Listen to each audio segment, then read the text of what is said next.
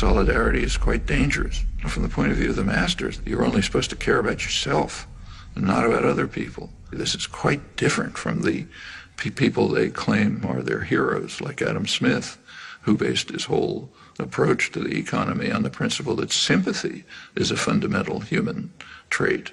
But that has to be driven out of people's heads. You got to wait for yourself, follow the Weil maxim, don't care about others, which is okay for the rich and powerful, but is devastating for everyone else.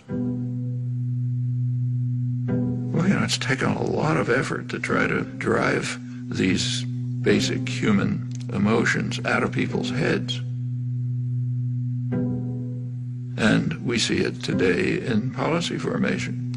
For example, in the attack on Social Security. Social Security is based on a principle.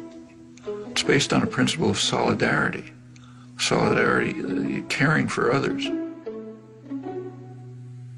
Social Security means I pay payroll taxes so that the widow across town can get something to live on. For much of the population, that's what they survive on. It's of no use to the very rich, so therefore there's a concerted attempt to destroy it. One of the ways is defunding it. You want to destroy some system, first defund it. Then it won't work, people will be angry, they want something else. That's a standard technique for privatizing some system.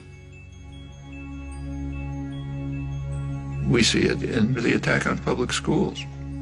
Public schools are based on the principle of solidarity. I no longer have children in school, they're grown up.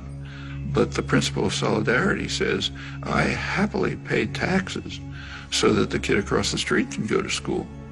That's normal human emotion. You have to drive that out of people's heads.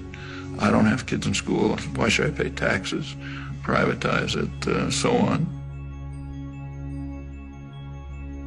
The public education system, all the way from kindergarten to higher education, is under severe attack.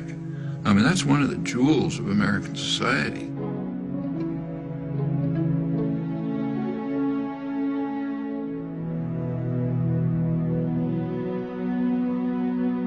You go back to the golden age again, the great growth period in the 50s and 60s. A lot of that is based on free public education.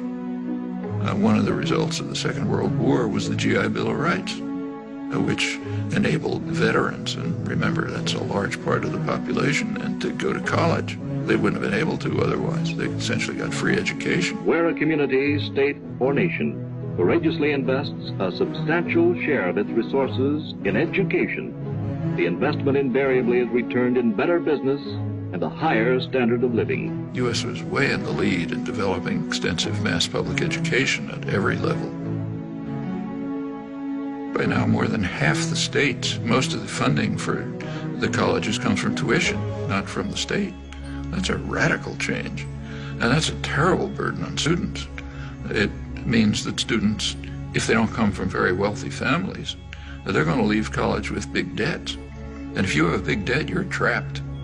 I mean, maybe you wanted to become a public interest lawyer, but you're going to have to go into a corporate law firm to pay off those debts. And by the time you're part of the culture, you're not going to get out of it again. And that's true across the board. In the 1950s, it was a much poorer society than it is today, but nevertheless could easily handle essentially free mass higher education. Today, a much richer society claims doesn't have the resources for it. That's just what's going on right before our eyes. That's the general attack on principles that, not only are they humane, they're the basis of the prosperity and health of this society.